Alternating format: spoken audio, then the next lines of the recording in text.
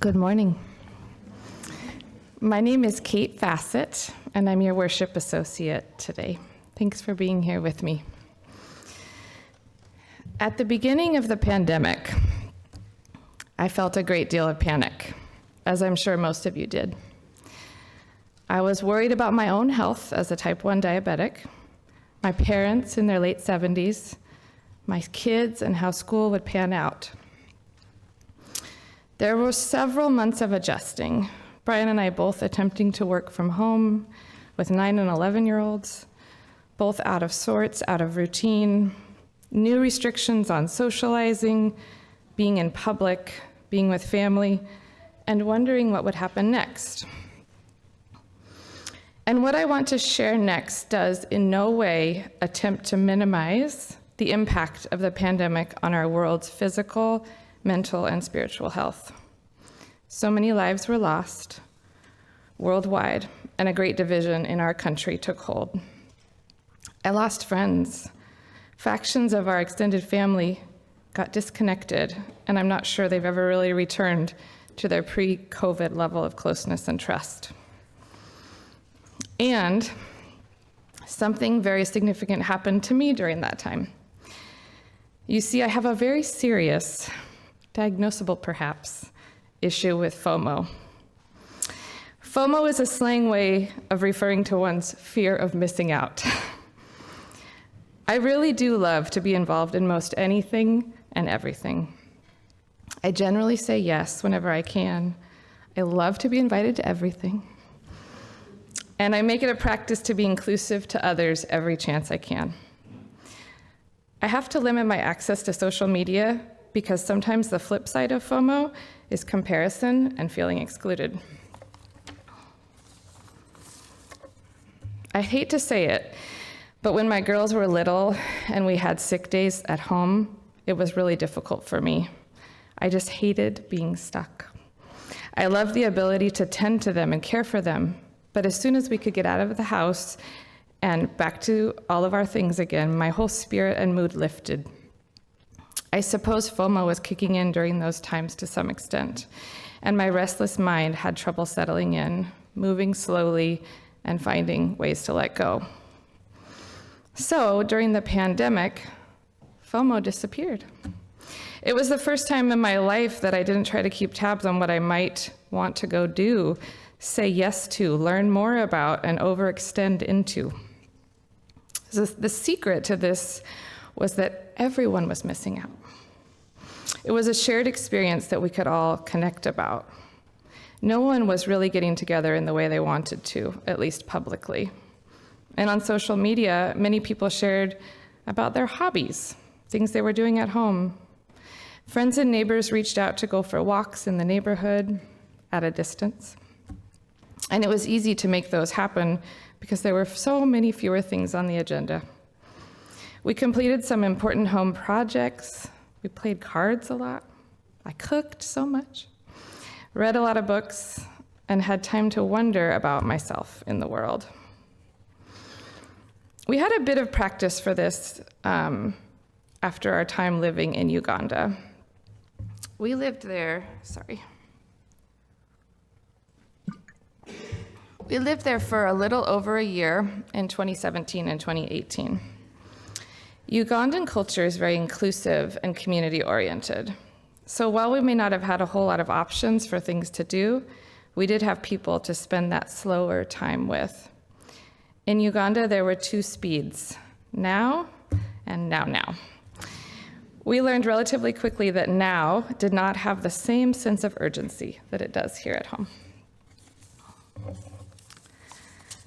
I have no idea how to create some of the elements in my current life that I felt during both of those seasons, but I know there is something powerful in remembering and reflecting on them. Maybe I was getting more sleep. Maybe there was more time just to process life experiences. Maybe there was a decision made for me to slow down as I struggle to make that decision for myself.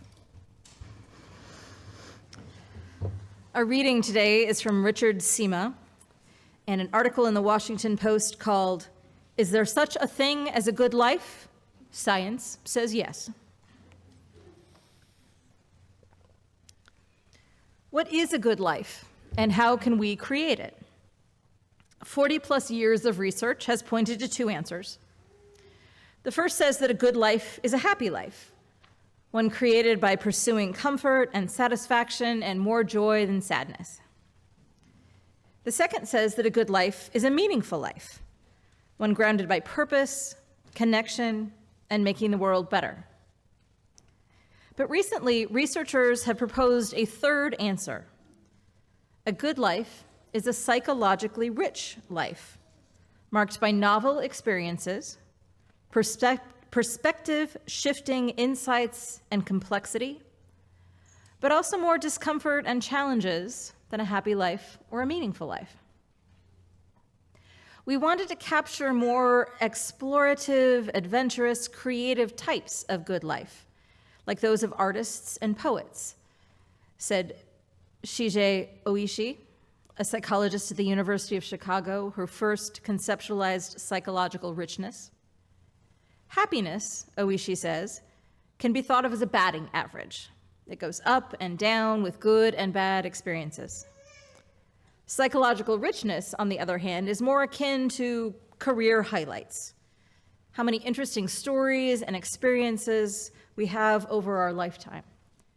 These can arrive from travel, or meeting interesting people, or reading books, or overcoming challenging circumstances.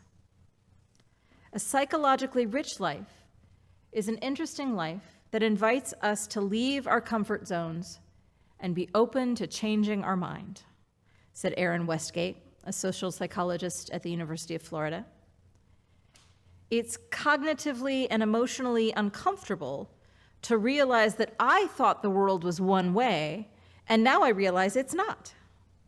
Or, I thought I was one way, and now I realize I'm not, she said. Put another way, each path may sound different when summed up on one's deathbed. The last words of a person who lived a happy life might be, "It was fun." Someone who lived a meaningful life might say, "I made a difference." And for someone who lived a psychologically rich life, what a journey. Our second reading is The Laughing Heart by Charles Bukowski. Your life is your life. Don't let it be clubbed into dank submission. Be on the watch. There are ways out. There is a light somewhere. It may not be much light, but it beats the darkness. Be on the watch. The gods will offer you chances. Know them. Take them. You can't beat death, but you can beat death in life sometimes, and the more often you learn to do it, the more light there will be. Your life is your life. Know it while you have it. You are marvelous. The gods wait to delight in you.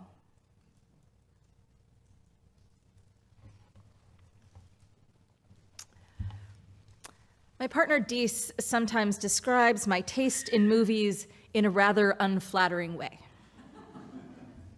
Topical and depressing, they say. But after reading this article, I can say, I'm not a downer, I'm just seeking a life that's psychologically rich.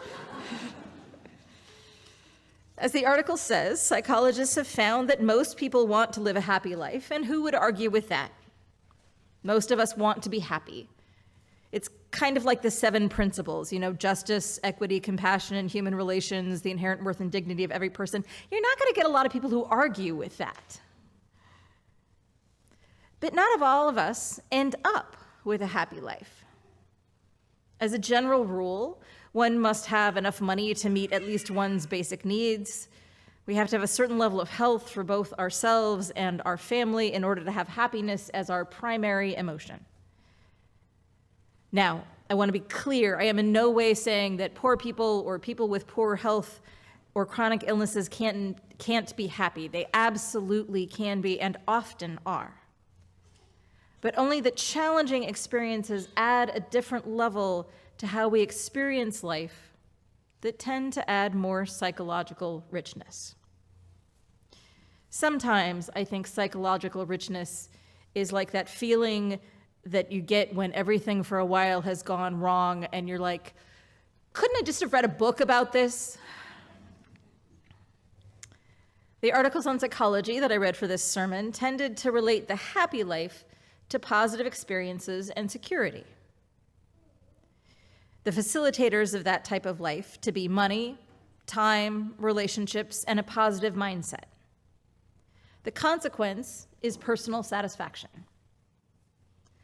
A meaningful life, on the other hand, was described as one with significance, purpose, and coherence, with facilitators of moral principles, consistency, relationships, and religiosity. The consequence is societal contribution. A psychologically rich life is described as one with variety, interest, and perspective change. Its facilitators include energy, curiosity, time, and spontaneity. And the consequence of this type of life is wisdom. Dr. Oishi, the expert quoted in our reading, describes a psychologically rich life as one of curiosity and exploration. It's not that you have to chase after new and exciting experiences all the time. Rather, it's an invitation to remain curious about life in its fullest and not limit yourself to the comforts of what you already know. The same experiences can lead us to any of these types of lives, with the difference being, what are you getting out of it? How do you process your experience?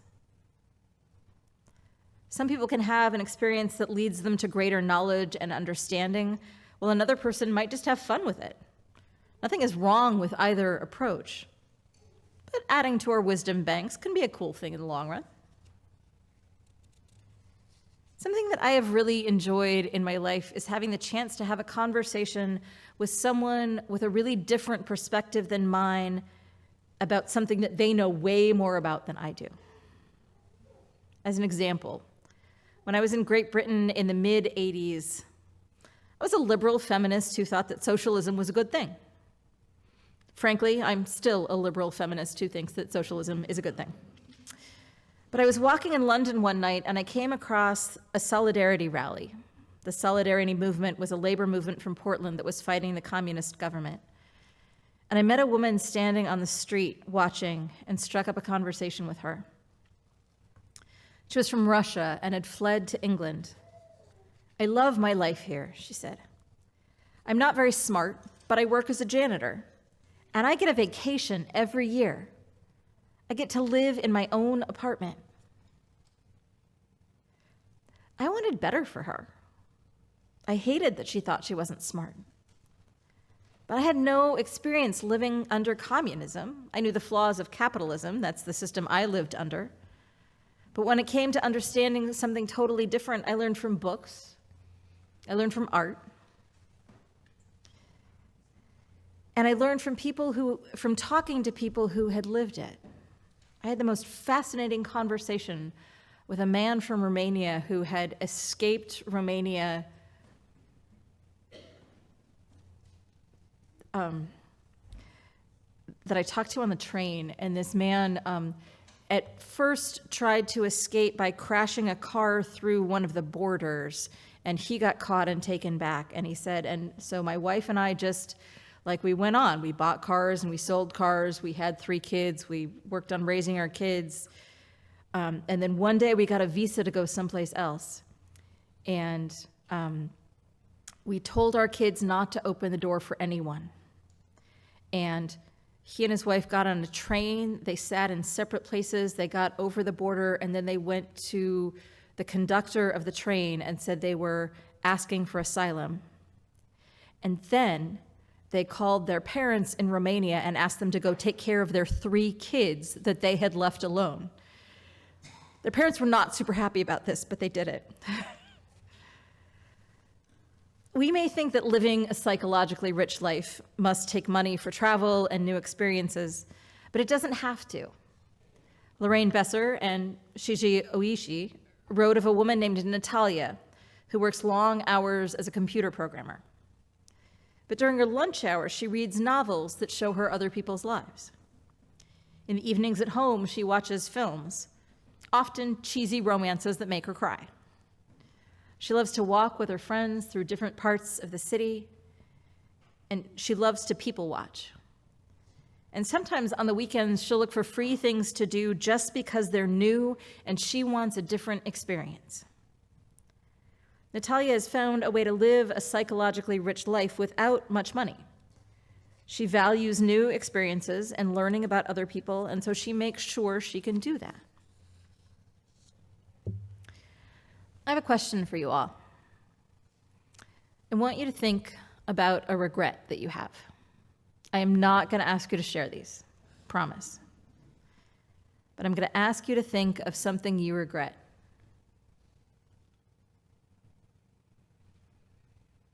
Now, by a show of hands, is your regret something that you did or something you didn't do? Who did? A regret was something you did. Whose regret was something you didn't do? As folks get older, research shows that they tend to regret more the things they didn't do. Is there something you've always wanted to do but haven't yet? Now, as a person who is not terribly physically adventurous, I am not going to urge an 80-year-old congregant to go bungee jumping. But you do you. But I wonder if any of you have things you regret not doing that you might still try. Have you always wanted to learn to play the guitar?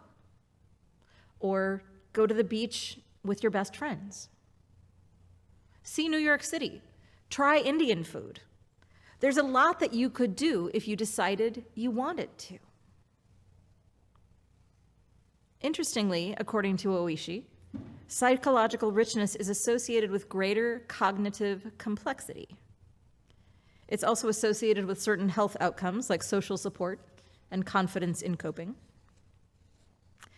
And while people who are more conservative politically tend towards lives that feel happier or more meaningful, it turns out folks who are more politically liberal tend to be more curious, able to see the big picture, and live with more psychological richness. Of course, the best lives have a blend of meaning and happiness and depth of new experiences. It is not an either-or thing. In an ideal world, all of us do things that bring us joy. We also do things that make the world a better place. We are kind to each other and we do things that matter, whether that's delivering meals on wheels or feeding the hungry or raising good kids or planting a garden. I know the world is kind of a scary place right now. And so I want to give you a few specific ways to care for yourselves and care for others too. And maybe even try some new experiences as well. Get outside. Go for a walk, or sit on a bench by the river. Soak up some sunshine, or on a day like today, put on your best raincoat and move your body any way that feels good.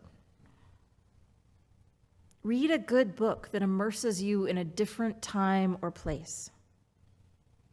Bonus points if you cry happy tears at the end. Go to the library and find something that gets you excited. Go browse at the Clackamas bookshelf. You get to buy super cheap books and support getting books in the hands of low-income kids locally at the same time. Total win-win. Watch a movie that's topical and depressing. Or watch a movie that makes you belly laugh. Introduce your kids to something you loved when you were their age. Or introduce your teens to something you think they'd find interesting. Come to one of the activities after church today. We've got 3 really good activities going on today, and you will even have coffee to fuel you for them. You can stay here and listen to a really good talk about forests that our Changes group is putting on. You can learn about small ways that you can help alleviate climate change. It doesn't get more important than that. You can go to rooms 3 and 4 and take part in a support group that Heather Bauman is leading on chronic illness and pain, and get some support for your own journey and realize that you are not alone. Or you can go to room 1 and 2 and go to Date with Death Club, where we're having a section on poetry and how to come at big questions sideways through art. Or if you're looking for ways to make connections on a longer-term basis, you can volunteer with the Hope Food Pantry or the Sun Program. If you feel like you've got a little room in your life to help other folks that isn't a huge ask, Diana Antoniscus is really looking for someone to take over the Sun Program. It is mostly a couple of hours, 3 or 4 times a year, to coordinate people to bring meals to families who are living in motels. And she'll even mentor you for a year, but she can't keep doing it alone. Jerry and Wendy are going to teach a class later this year about earth justice and are looking to re-up our green sanctuary commitments. Eric is working really hard to bring in great speakers for the Changes group, but we need folks to come listen and engage. Don't ignore happiness. Especially don't ignore joy. Don't ignore meaning. Doing good for others is a great way to feel better about yourself. But don't be afraid of new experiences either.